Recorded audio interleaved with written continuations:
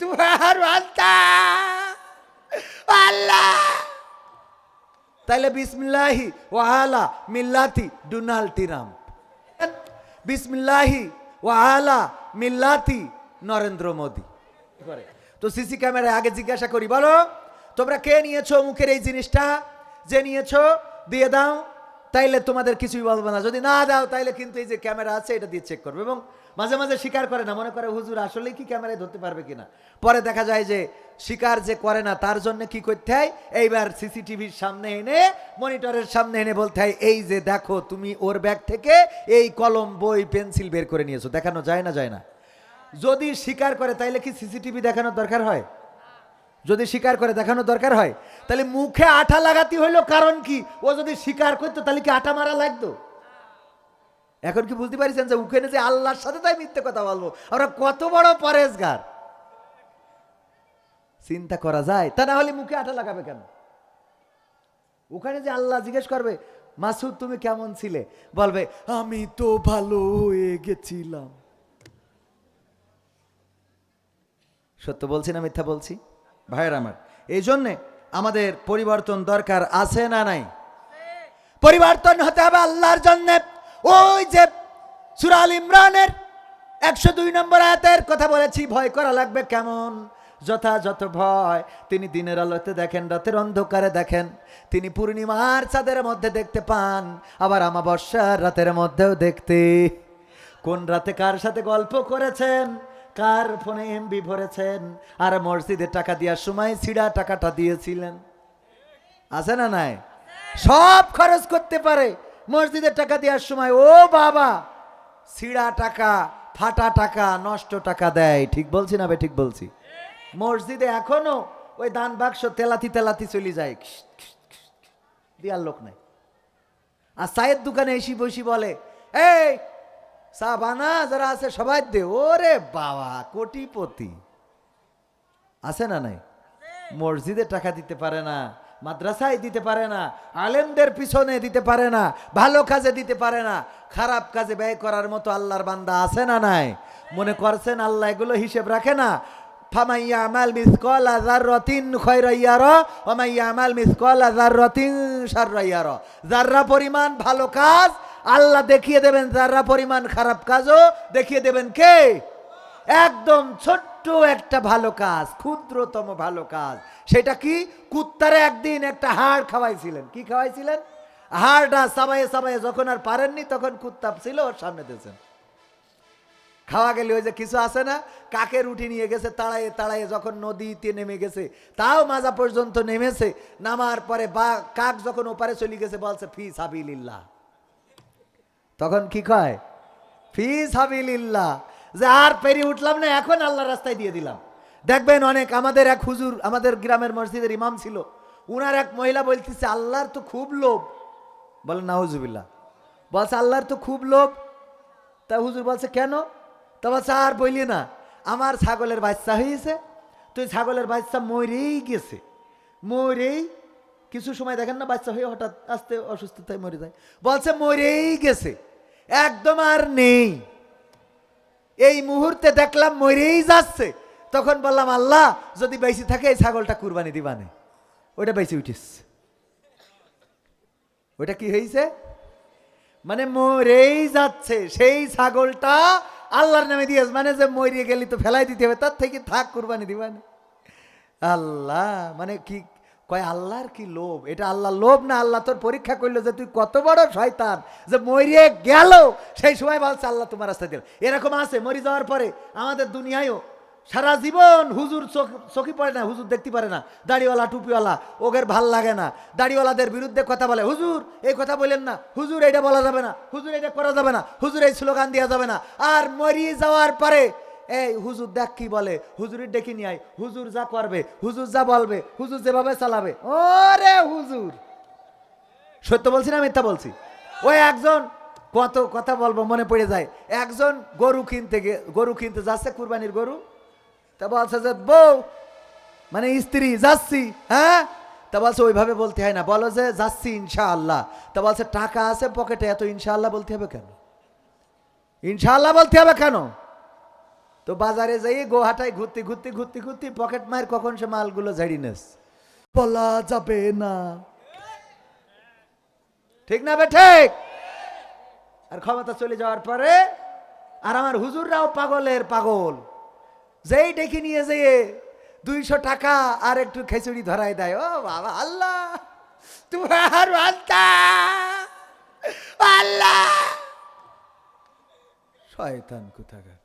200 টাকায় জান্নাতের মাঝখানে থুই দেয়। কোনে থুই দেয়? বিসমিল্লাহি ওয়া আলা মিল্লাতি রাসূলিল্লাহ বলে না, বলে না? সারা জীবন রাসূলের বিরুদ্ধে দল করে গেল, দাড়িওয়ালা টুপিওয়ালা দেখলে ওর মাথা গরম হয়ে যায়, ইসলামের কথা শুনলে ওর পাছা গরম হয়ে যায়। ও আবার মরে যাওয়ার পরে বিসমিল্লাহি ওয়া আলা মিল্লাতি রাসূলিল্লাহ এটা যারা বলে ওরা প্রতারক, মিথ্যাবাদী, প্রতারক, মিথ্যাবাদী, প্রতারক, মিথ্যাবাদী, বলেন ঠিক কিনা? আর এইটা বলার জন্য ওই হুজুরের আল্লাহর কাছেও খবর আছে, খবর আছে না নাই? তাহলে হুজুররা কি বলবে তাদেরও তো একটা দায়িত্ব আছে, আছে না? আজকে আমি সেটা শিখাই দিচ্ছি, যেহেতু না বললে তো আবার মাঝে মাঝে ইমামতি নিয়েও টান টন পড়তে পারে, আমার ভাইরা আছে, বিপদ হইতে পারে না? তো এই জন্য আপনারা খুব কায়দা করে পড়বেন বিসমিল্লাহি ওয়া আলা মিল্লাতি নরেন্দ্র মোদী। যদি দেখেন দাদাদের দলের লোক, কথা কি বোঝা গেছে? যে তোর এখানে তুলে দিলাম, যা করার করবে না। আর যদি দেখেন আমেরিকা পন্থী, তাইলে বিসমিল্লাহি ওয়া আলা মিল্লাতি ডোনাল্ড ট্রাম্প।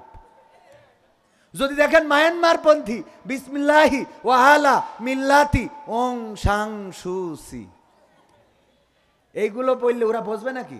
ওরা মনে করবে আরবিতে দোয়া করতে, ঠিক আছে। ওই যে এক হুজুর ওয়াজ করতেছে আমলিগির আমলে, তো ওয়াজ করতে করতে সব তো আমলিগির বিরুদ্ধে বলতেছে, তো এক নেতা বলতেছে, হুজুর এই আপনি খালি আমলিগির বিরুদ্ধে, হাসিনার বিরুদ্ধে কথা বলতেছেন, এই ওয়াজ বন্ধ করেন। বলছে বাবা আমি ওয়াজ করছি, হয়তো বিরুদ্ধে বলছি, মুনাজাতের সময় ঠিক করে দেবো না। তো বলছে আচ্ছা ঠিক আছে, তাহলে মুনাজাত পর্যন্ত ওয়েট করি। তো মুনাজাতের সময় হুজুর দোয়া করছে, রব্বানা আতিনা ফিদ দুনিয়া হাসিনা ওয়া ফিল আখিরাতি হাসিনা ওয়া কিনা আযাবান নার। পাশের তো মনে করছে যাক হুজুর আরবি দিয়ে একেবারে হাসিনার নাম ধরি দোয়া করতেছে। এরাম আল্লাহর ওলি আছে না নাই? কথা কয় না, আছে না নাই? যাই হোক, আজকের ওয়াজের সারাংশ হলো, প্রথম অংশই তো শেষ করতে পারিনি। প্রথম অংশ কি বলেছি? আল্লাহর যথাযথ ভয়ের দরকার আছে না নাই?